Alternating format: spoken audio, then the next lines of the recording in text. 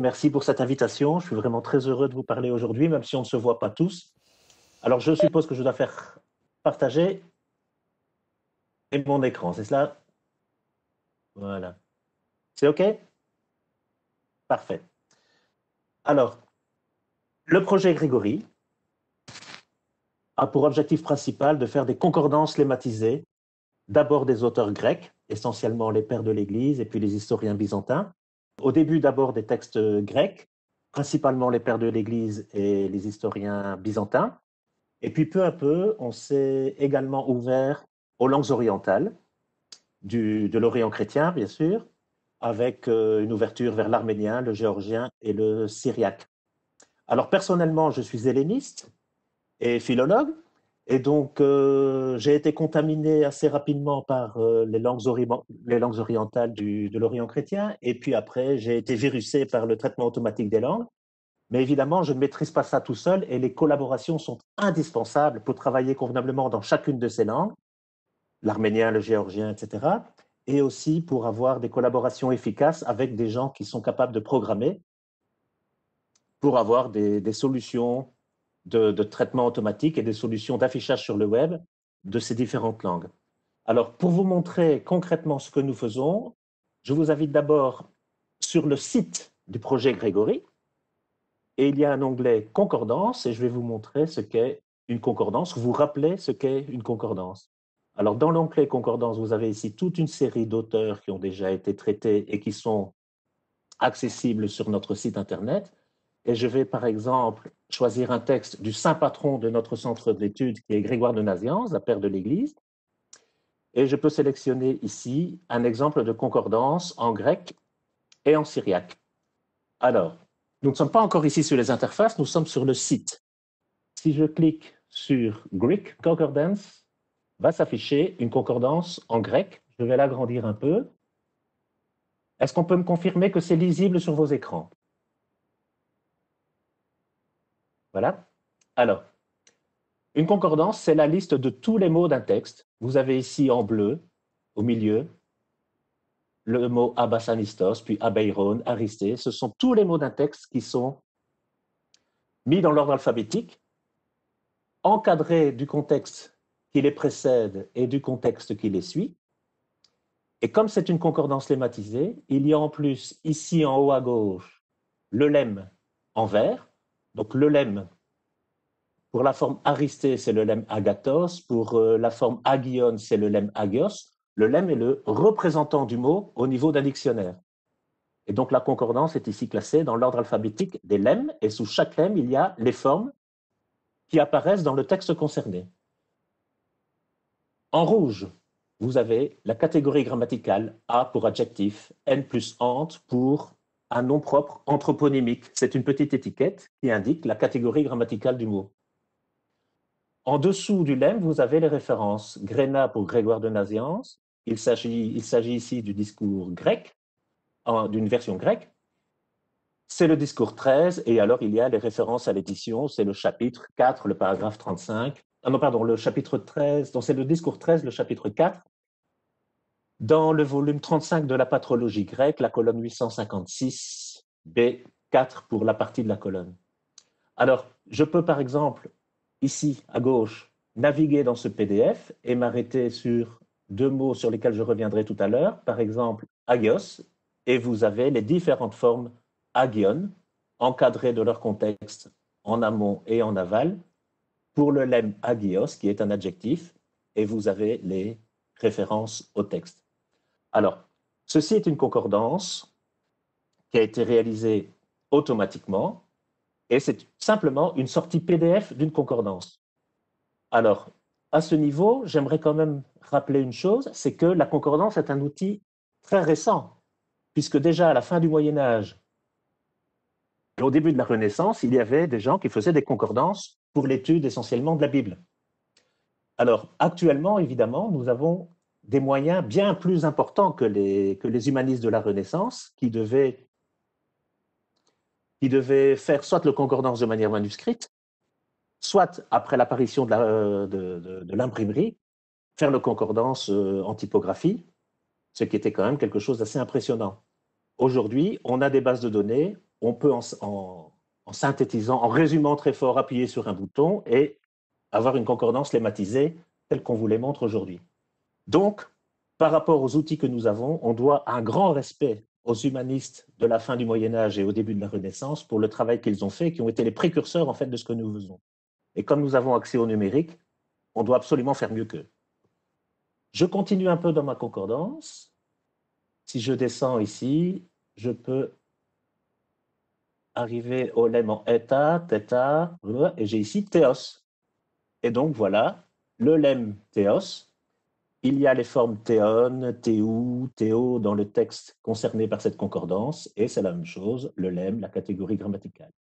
Le chiffre 10 c'est le calcul réalisé automatiquement pour la fréquence de cette forme, pour ce lemme, dans ce texte. Alors ça, c'est du grec. On peut vous montrer maintenant quelque chose qui s'approche un peu de l'arabe. C'est la même chose en syriaque. Voilà. Alors, vous avez, je vais diminuer un petit peu, vous avez la première occurrence qui est ici le mot Abba, le père. Avec en vert, vous avez le lemme, avec sa fréquence, une occurrence. La catégorie grammaticale, cette fois en orange. Abba est un nom. Et vous avez une information en plus qu'en grec, c'est la racine sémitique, Abba. Et on peut continuer ainsi. On peut arriver, par exemple, à un mot que tout le monde va connaître, même sans que tout le monde va reconnaître, si j'y arrive. Le voilà, Alloho, Allah, Dieu. Et voilà, sous la racine Alloho, vous avez, par exemple ici, 8 occurrences du mot Alloho, qui est le nom. Et voilà les formes dans la concordance du discours de la version syriaque du discours 13 de Grégoire de Nazianze. Bien. Alors ça, c'est très bien, mais ça reste une concordance statique. Ça veut dire que nous sommes quasiment au même niveau que les concordances de nos anciens. Et donc, avec l'arrivée des développements du web, on a décidé d'aller plus loin. Et on va passer aux interfaces. Alors, pour passer aux interfaces, on peut revenir sur le site du projet Grégory. On va revenir au début. Et il y a ici un lien vers les interfaces. Voilà la page d'accueil de nos interfaces. Je vais diminuer un peu pour que vous ayez une vision correcte de l'ensemble. Voilà. Alors, c'est le projet Grégory. Et vous avez 6 images correspondant à 6 menus. Le premier menu vous propose d'avoir accès au manuel d'utilisation.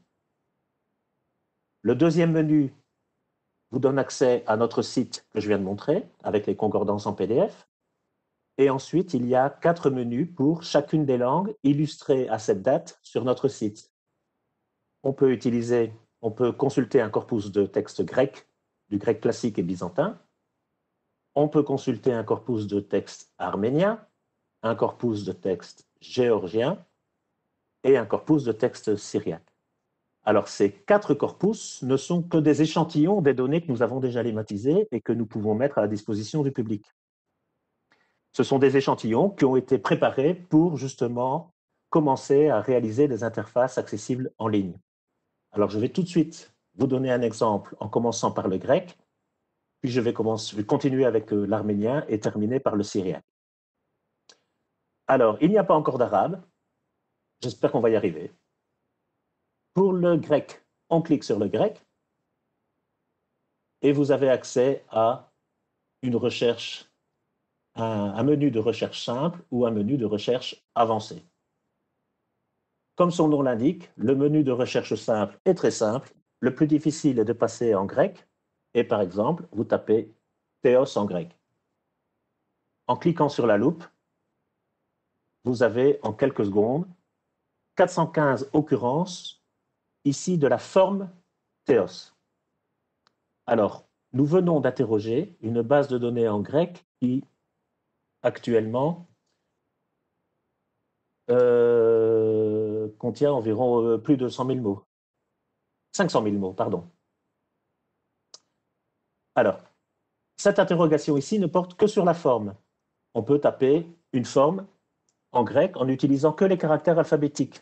Pour ceux qui connaissent le grec ou pour ceux qui ne le connaissent pas, il y a en grec en plus toute une série d'esprits, d'accents, de petits signes qui s'ajoutent aux lettres. Mais ici, ce n'est pas nécessaire de les indiquer. Et donc voilà, Basileus, le roi, fournit la concordance. Alors je vais peut-être aller un peu plus sur la gauche. Voilà, la concordance des formes basileuses dans le texte. Que dire à ce niveau? Eh bien, vous avez différents menus que je vais vous illustrer dans un instant. Vous avez ici un petit menu avec des informations. Il n'y a pas encore grand-chose, si ce n'est pour le moment la petite liste de nos catégories grammaticales. N plus ant, qu'on a vu tout à l'heure, un anthroponyme, un nom propre anthroponymique. Det pour déterminant article, A pour adjectif. Donc tout ça peut paraître très logique, mais après, évidemment, on va dans la sophistication avec propaire de P pour le pronom personnel, deuxième personne du pluriel. Ça, c'est la liste des étiquettes morphosyntaxiques que nous utilisons pour le grec. Alors, je reviens à la concordance. Que peut-on encore faire? Si vous cliquez, si vous voyez ici une petite étiquette, cette petite étiquette vous indique quel est le texte concerné. Pseudo-méthode, l'Apocalypse, un apocryphe. Vous avez plus loin Grégory de Nazianze, les lettres. Grégoire de Nazianze, pardon. NDRA, Narratio de Rebus Armeniae, un petit texte sur l'histoire religieuse de l'Arménie. On peut cliquer sur la petite flèche et alors on affiche ce qu'on appelle les détails de la concordance. On va passer en revue certains de ces détails. Vous avez d'abord une référence claire à l'édition. Donc on est dans le texte, le Narratio de Rebus Armeniae, au chapitre 11, c'est l'édition de Garit, page 28, ligne 32. Vous avez ensuite un contexte étendu. Donc on a le mot basileus sur lequel j'ai cliqué ici, donc O de Khosroès au Basileus Arménion, Khosroès le roi des Arméniens. On clique sur la petite flèche et on a un contexte beaucoup plus large. Un peu plus bas, vous avez quelques informations concernant la source. C'est un texte anonyme. Le titre est la Narratio de Rebus Armeniae, sa date, 7e, 8e siècle. Quel est le genre littéraire, le domaine? C'est de l'histoire de l'Église et c'est de l'historiographie. C'est un texte qui est transmis par manuscrit, parce qu'on a aussi des inscriptions, et donc on indique quel est le type de transmission du texte. Est-ce que c'est un texte transmis à partir d'une autre langue? Oui, c'est un texte grec, mais qui n'a pas été rédigé initialement en grec.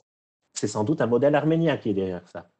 Autrement dit, je vais vous montrer après comment sélectionner ce genre de texte pour avoir uniquement, par exemple, les textes qui sont du grec traduit et non pas du grec natif.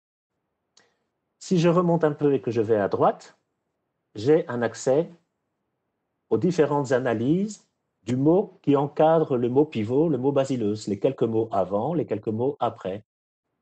O, D, Khosroès, ce Khosroès, le déterminant article, une particule, le nom propre Khosroès, O, l'article, basileus, le nom commun, Arménion, des Arméniens, Amy, être, etc., le verbe. Si je descends encore un tout petit peu plus, vous avez, à côté de l'information sur les sources, la bibliographie explicite de l'édition suivie pour faire la lématisation. Vous avez les auteurs de la lématisation et vous avez quelques crédits, quelques informations. Par exemple, ici, un lien vers les éditions Peters, puisque le texte est édité dans le CSCO. Voilà. Ceci, c'est par exemple pour une concordance grecque. Uniquement en demandant en recherche simple la forme basileus. Alors, vous voyez ici dans mes réponses que je n'ai donc que la forme basileus. On peut aller plus loin en cherchant non plus la forme basileuse, mais le lemme. Alors vous avez, dans le mode recherche avancée, un panneau de recherche qui vous permet de faire des recherches beaucoup plus fines. Une recherche par forme, une recherche par lemme ou une recherche par catégorie grammaticale. Pour forme et pour lemme, vous avez deux possibilités. Soit vous tenez compte des accents, des esprits ou de n'importe quel signe qui se met au-dessus des lettres, au-dessus des caractères alphabétiques. Soit vous avez la possibilité d'interroger la forme telle qu'elle apparaît dans le texte. Si je demande basileus ici, en lemme, uniquement en caractère, vous voyez que l'interface propose lui-même les lemmes qui sont présents dans le corpus. Donc j'ai retapé basileuse et il y a une suggestion automatique. Dans la concordance précédente, en ne demandant que la forme basileuse, il y a 101 occurrences. Cette fois, je ne demande pas la forme, mais je demande bien le lemme, donc le représentant de toutes les formes fléchies de basileus, puisque le grec est une langue à flexion. Si je demande d'afficher la concordance en appuyant sur la loupe, voilà, il y a non plus une centaine d'occurrences, mais 410 occurrences. Alors, je vais fermer un petit peu le panneau de recherche pour ne voir que la concordance. Basileone, basileone, basileos, basileone, etc. Basilea. Il est possible de tirer parti. Je vais passer en français pour diminuer un peu. Voilà. Il est possible de trier les formes et de trier les contextes. Par exemple, ici, il y a les trois petites colonnes qui symbolisent la colonne du milieu, la forme, ce que vous voyez en bleu. La colonne de gauche et la colonne de droite symbolisent les contextes en amont et en aval. Alors, je vais demander cette fois de trier les formes dans l'ordre alphabétique des formes d'abord et dans l'ordre alphabétique du contexte qui suit après. Je relance la recherche en cliquant sur la loupe. Et voilà. On a bien Basilea alexandrine, oui, puis Basilea D, Basilea X, et donc ça correspond bien à l'ordre alphabétique que j'ai demandé. Voilà.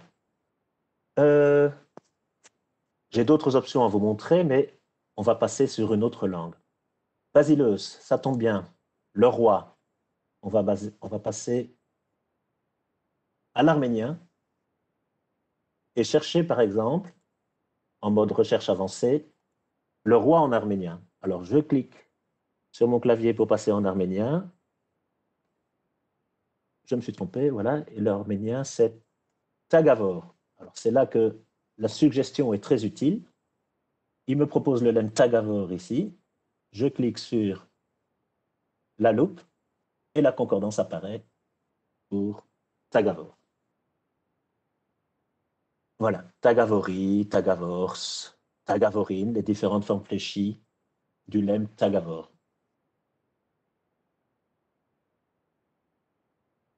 J'ai ici des occurrences dans Grégoire de Nazianze, les homélies. J'ai des occurrences, voilà, il y en a énormément, il y a plusieurs pages. Je vais essayer de filtrer un peu. C'est pour ça qu'il y a le menu Text Selection. Je sélectionne Sélection du texte. Par défaut, on interroge l'entièreté de la base de données qui est accessible en ligne. Avec le menu Text Selection, on peut choisir le texte. Il y a plusieurs fenêtres qui s'affichent. Vous pouvez choisir en fonction de l'auteur, author. Vous pouvez choisir en fonction du titre de l'œuvre ou de l'œuvre, work. Vous pouvez sélectionner les textes en fonction de la date de leur rédaction. Vous pouvez sélectionner les textes en fonction de leur type de transmission, soit ne demander que des textes épigraphiques, soit ne demander que des textes manuscrits, transmis par des manuscrits. Vous pouvez, ici, c'est ce dont je parlais tout à l'heure, ne sélectionner que les textes traduits à partir d'une autre langue. Donc ici, on est dans le corpus arménien, mais il y a des textes, comme par exemple, quand je sélectionne oui pour des textes traduits à partir d'une autre langue, il y a bien évidemment Grégoire de Nice, qui est initialement écrit en grec. Alors, par exemple, ici, je vais demander de n'afficher que ces deux textes-ci, la géographie du monde indien, petit texte anonyme, et l'inscription du régent Constantin de Paperon, un texte anonyme. Donc maintenant, je retourne à Concordance, je ferme mon panneau de recherche avancée. Vous voyez que j'ai 121 items dans ma concordance.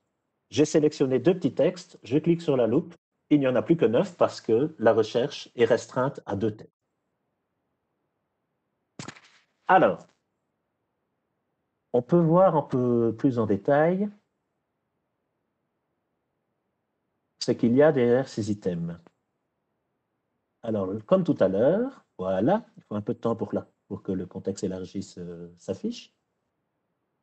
Vous avez la référence complète de l'occurrence ici. Vous avez le contexte élargi, vous avez les analyses comme tout à l'heure. Vous avez une description de la source, c'est un texte anonyme, vous avez son titre. Nous sommes au XIIIe siècle, c'est un texte qui commémore la fondation d'un monastère, la source est épigraphique. L'édition, la lématisation. Alors vous voyez qu'il y a du monde pour la lématisation, je ne peux pas travailler seul. Alors, petite particularité ici, dans les analyses, voilà, vous avez bien entendu la forme concernée, Tagavorine, avec les quelques mots qui précèdent et les quelques mots qui suivent. Les quelques mots qui précèdent, vous avez une attestation, vous avez une précision de son lemme. Tagavorine, c'est le lemme Tagavor. Et alors ici, vous avez pour la forme The Mewsen, vous avez une seule forme, et là, ça aura un rapport avec le syriaque et un rapport avec l'arabe, évidemment. C'est que cette forme The Mewsen, est composée de 3 lemmes.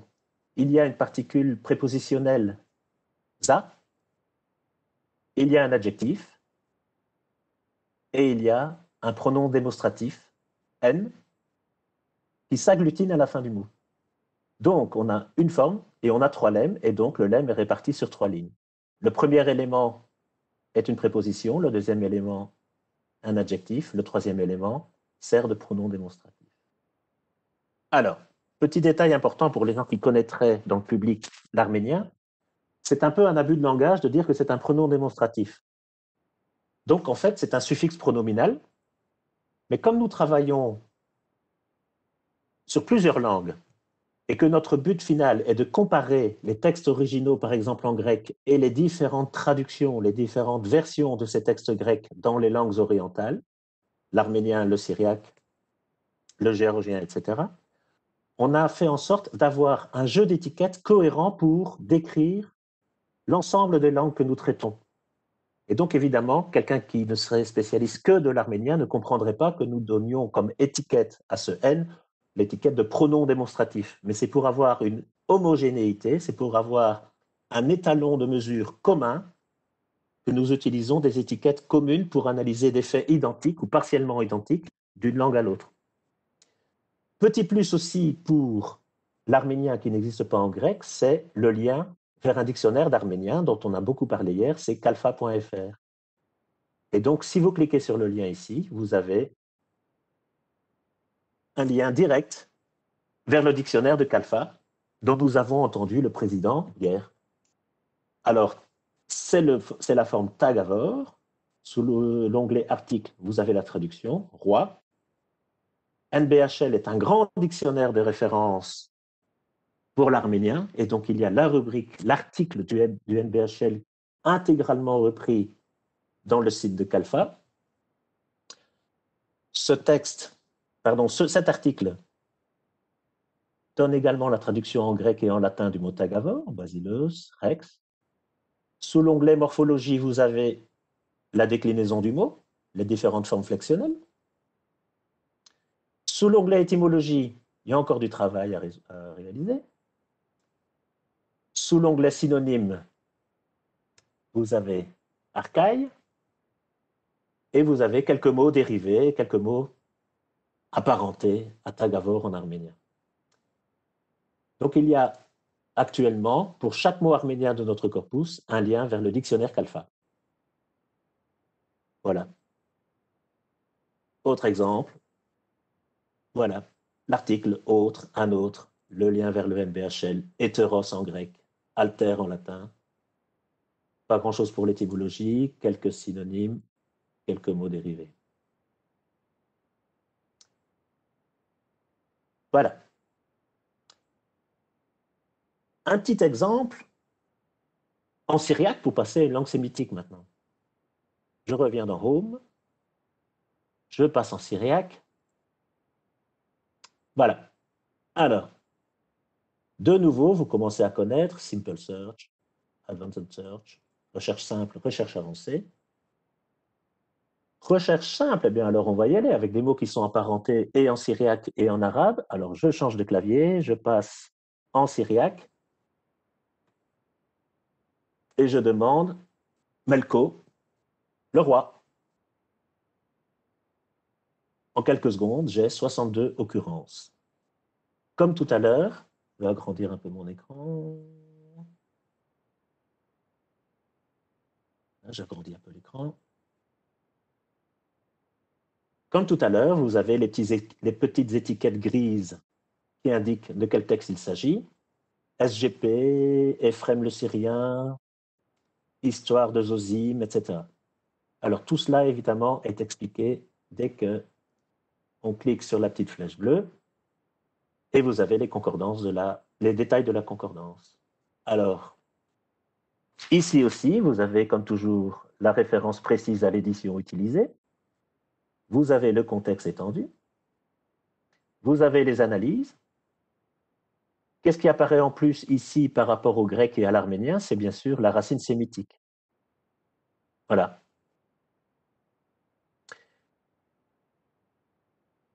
Les sources, une petite image, la bibliographie complète, les responsables de la thématisation et un lien vers notre partenaire commercial privilégié, Peters Publishers.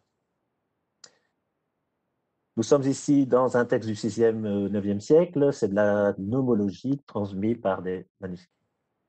Alors, ça n'est pas tout. Je vais faire une petite recherche plus précise. Par exemple, taper un nom propre. Voilà, il ne veut pas.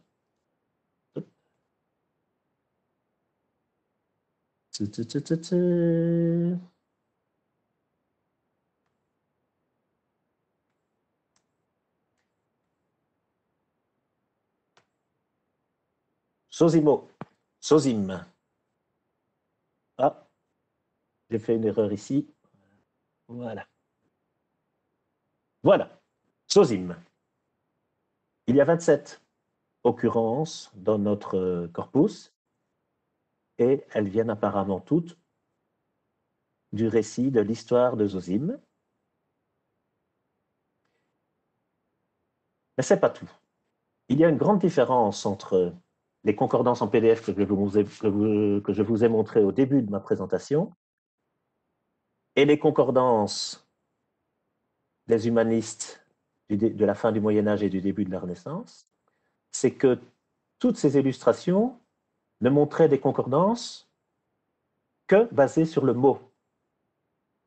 Avec l'électronique, actuellement, on peut faire des concordances basées sur un mot, plusieurs mots ou différents éléments. Je vais donner tout de suite un exemple avec une concordance ici en 2 mots. En demandant les occurrences de l'expression Abba Zosimo, Père Zozim. Autrement dit, ma recherche demande 2 mots et je cherche la concordance de 2 mots.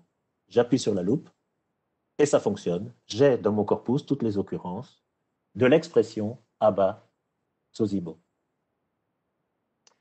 Alors, à partir de là, on peut s'amuser évidemment. Je vais demander un autre mot. Melko, par exemple, en mode recherche avancée. Alors, je vais taper le roi en syriaque. Voilà, il me le trouve.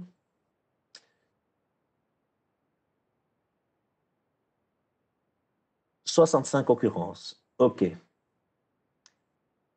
Alors, je vais diminuer une fois de plus mon petit panneau ici pour essayer de rendre les choses bien claires. Dans le panneau de recherche avancée, vous avez différents menus. Vous pouvez ajouter un nouveau mot. Autrement dit, je vais chercher une séquence composée, par exemple, de toutes les formes du lemme correspondant à Melko le roi, suivi par, je clique ici, n'importe quel autre mot, quel qu'il soit, facultatif, donc il peut y avoir un mot, il peut ne pas y en avoir. Je peux ajouter un autre mot, et cette fois, je vais travailler avec les catégories grammaticales. Part of speech, je voudrais que ce dernier mot soit un adjectif. Donc, je ne cherche plus un mot, mais je cherche 2 ou 3 mots, dont le premier est une forme du lemme Melko. Le deuxième mot est facultatif, et ça peut être n'importe quoi. Et le troisième mot devrait être un adjectif. Je ferme cette fenêtre de recherche, je clique sur la loupe, et voilà, j'ai 3 occurrences de Melko, ici, voilà, je vais mettre en un peu plus grand. On ne veut pas. Voilà. Melko, un adjectif. Melko, un nom, un mot, un adjectif. Et encore une fois, Éphrem le Syrien, histoire de Zosime, la vie de John the Merciful par Léon de Byzance. Je vais sélectionner ici les détails de la concordance pour le texte de l'histoire de Zosime. Alors, comme toujours, le contexte étendu, la référence, les analyses avec les racines, les informations sur le texte. Alors, cette interface permet aussi, et c'est une des dernières fonctions que je ne vous ai pas montrées, que je n'ai pas du tout illustrées, permet d'afficher le texte et d'afficher la traduction. Donc, à Louvain, nous sommes en collaboration relativement étroite avec les éditeurs belges, mais pas seulement, mais bien sûr les éditeurs belges et les 2 éditeurs très importants dans le domaine des humanités, dans le domaine du monde latin médiéval et du monde oriental, c'est bien sûr Brepols Publishers et Peters Publishers. Et comme nous avons des accointances avec ces éditeurs, nous pouvons afficher le texte de leurs éditions. Alors ici, nous sommes au chapitre 7, paragraphe 8 de l'histoire de Zosime, publié par Hallewake chez Peters. Je peux afficher le texte. Je vais retourner à la voilà, chapitre 7, paragraphe 8. Voilà. Chapitre 7, paragraphe 8. Où est le... Bon, j'ai peut-être pas pris normalement, il doit y être... c'est pas lui, là. Et on a une image du texte imprimé tel qu'il est édité originellement. Alors, les gens me diront, ce serait peut-être bien que le passage, et là, c'est l'illustration par contre, ce serait peut-être bien que le passage soit surligné en jaune, soit surligné par exemple en jaune. Alors, je dis toujours, l'urgence est faite, l'impossible est en cours, et pour les miracles, prévoir un délai. Ceci dit, on donne quand même accès à la page de l'édition critique du texte avec son appareil critique et ses notes, tel qu'il apparaît, le texte, dans la version imprimée. Donc le but de l'interface n'est pas forcément de remplacer les éditions imprimées, puisque c'est quand même le revenu essentiel des éditeurs de livres, mais le but est quand même de fournir un moteur de recherche beaucoup plus intéressant que la lecture manuelle, pour rechercher des mots particuliers ou même des expressions, etc. Je peux aussi avoir, quand elle existe, accès à la page de l'édition imprimée de la traduction. Voilà. Alors,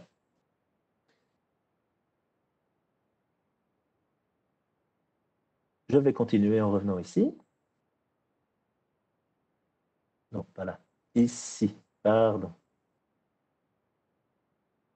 On va faire encore quelques petits exemples avant de passer à... à autre chose. Donc ça marche assez facilement. On passe en syriaque, bar. En quelques instants, vous avez les occurrences de bar. Voilà.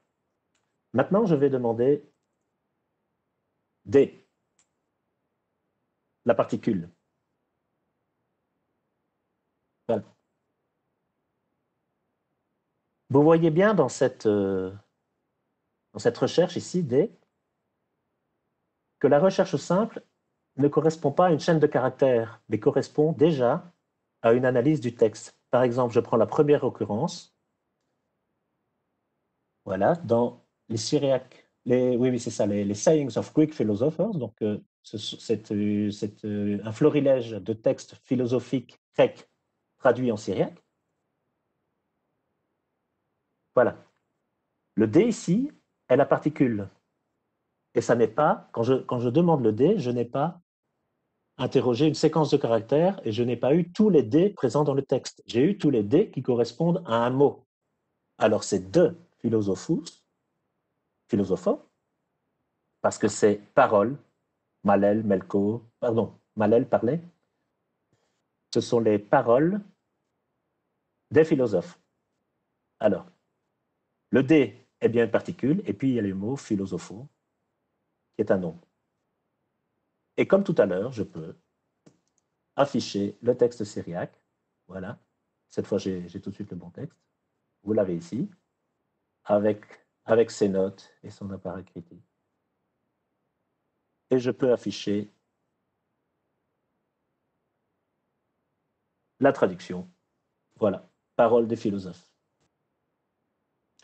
Maintenant, si je reviens au panneau de recherche avancée, je ne vais pas m'attarder et faire une expérience pour chacune des rubriques, mais il faut quand même le montrer, c'est que pour les formes, comme pour les lemmes ou pour les catégories grammaticales, on peut demander la forme exacte, une forme qui n'est pas la forme souhaitée, enfin la forme écrite. On peut demander les formes qui commencent par ou qui terminent par, ou bien on peut demander les formes qui contiennent. Alors, il y a en syriaque un nombre d'étiquettes assez impressionnant, par exemple, pour les verbes. Les verbes ont été catégorisés en V1 jusqu'à V31, 32, 33, etc. Alors, si vous voulez évidemment tous les verbes, on peut demander, par exemple, commence. Je vais mettre en français. Voilà. Donc, je vais interroger ma base de données et je demande tous les mots dont la catégorie grammaticale commence par V pour avoir les différents types de verbes en syriaque. Et voilà, en quelques instants, 8983 occurrences de toutes ces formes verbales. Et une fois de plus, je peux trier ici les contextes pour avoir l'ordre alphabétique des formes ou l'ordre alphabétique des contextes en amont ou en aval. Je peux, comme il y a différentes pages affichées, je peux afficher par exemple le résultat de la page 3, etc. Et je peux de nouveau avoir une image du texte de l'édition imprimée ou de la traduction dans l'édition imprimée. Voilà. Alors, ça c'est vraiment actuellement notre activité principale. Faire des corpus, étiqueter les corpus dans les différentes langues de l'Orient chrétien et faire en sorte qu'ils soient accessibles en ligne.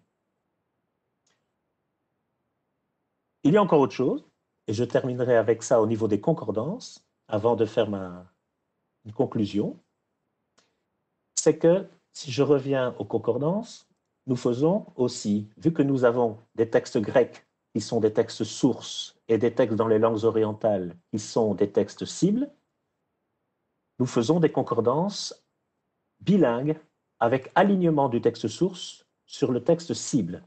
Autrement dit, quand il y a théos en grec, nous l'avons aligné sur le mot allocho du syriaque. Alors, Je vous ai montré la concordance grecque, je vous ai montré la concordance syriaque. Il y a un peu plus loin, voir aussi la concordance bilingue grec-syriaque. Voilà. Alors, j'avais mentionné tout à l'heure le mot agios. Le voilà. Je vais agrandir un peu le PDF. Voilà. Vous avez ici en vert la mention du lemme grec agios. Il s'agit ici, en l'occurrence, dans ce passage-là, de la forme grecque agios, agion, pardon. Et la forme agion est alignée sous le correspondant syriaque kadisho. Voilà. Un peu plus bas. Voilà. To agion, kadisho. Ouyon, Théou, Topneuvma, etc.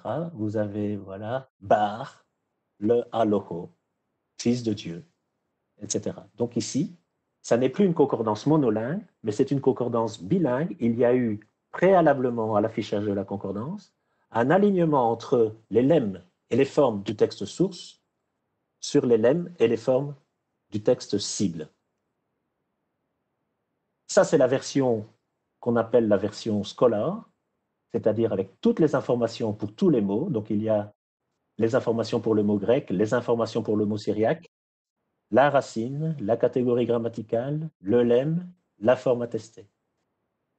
Il y a une façon plus simple de représenter ces concordances bilingues, une version plus légère qu'on a appelée light. La voilà. Et si je vais par exemple ici à Théos,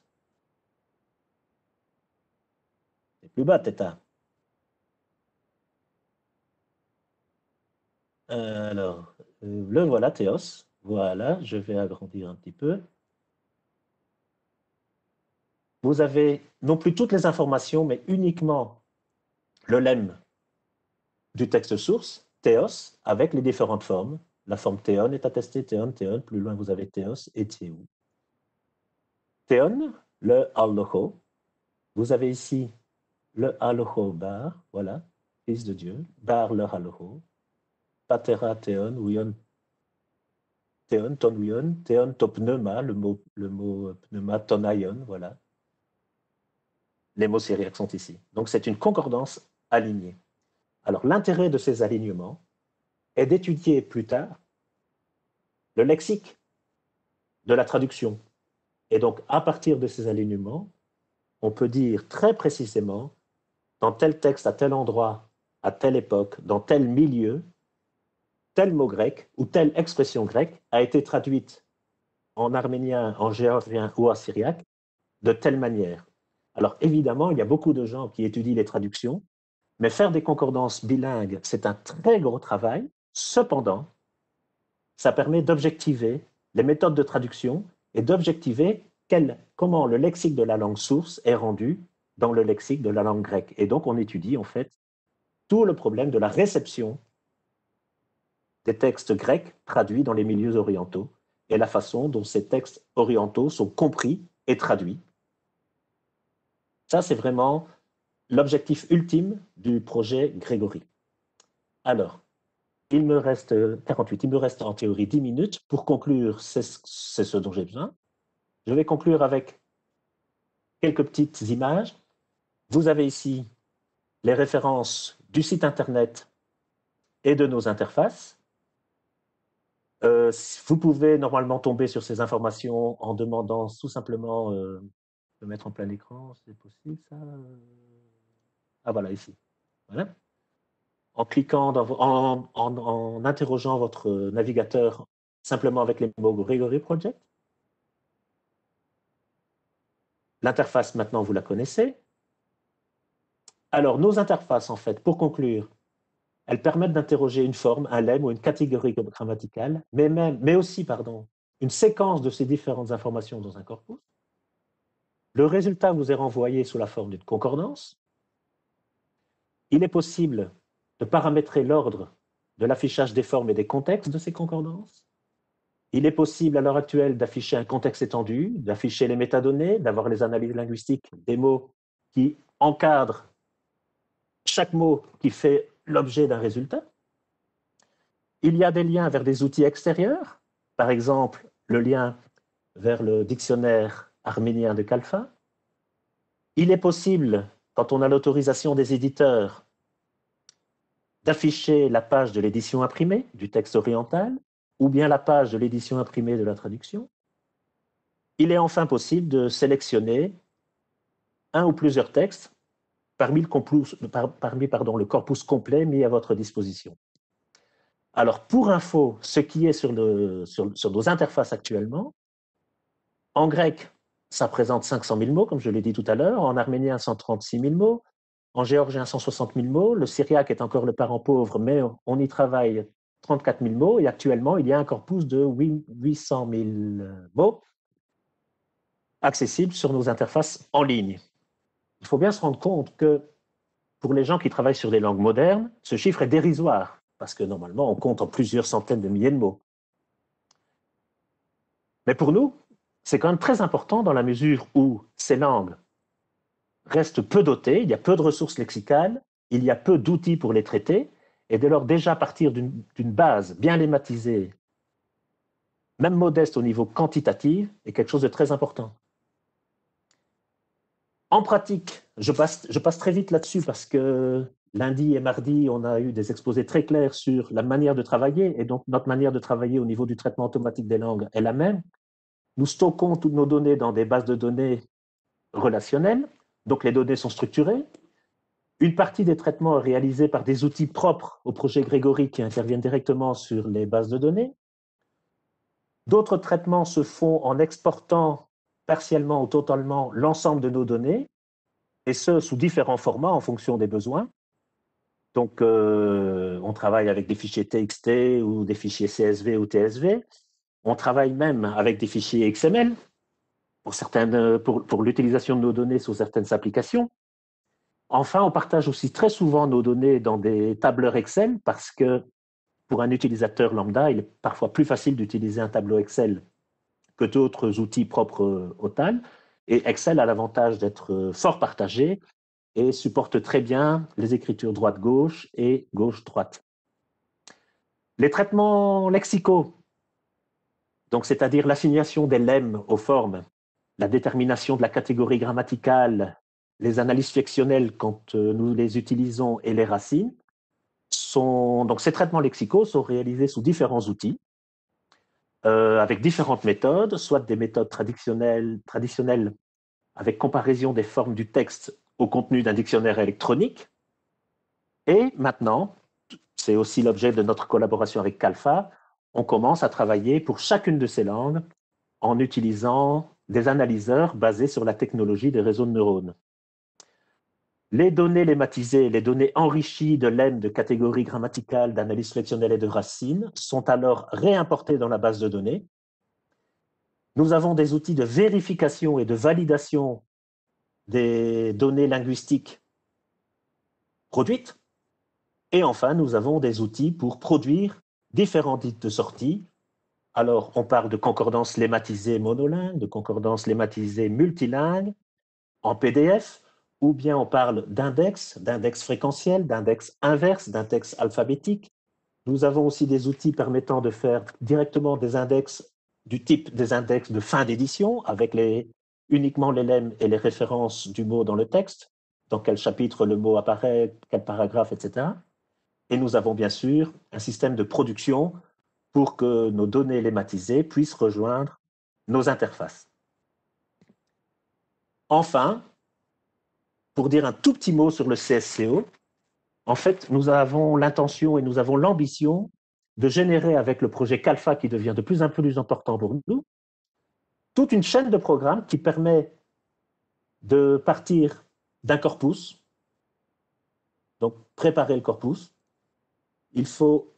Donc on part d'un texte pour arriver au point 4, à la production de concordances lématisées, à la production de dictionnaires et évidemment à la production de ressources utiles pour les chercheurs, c'est-à-dire promouvoir notre corpus, les diffuser, les rendre accessibles en ligne.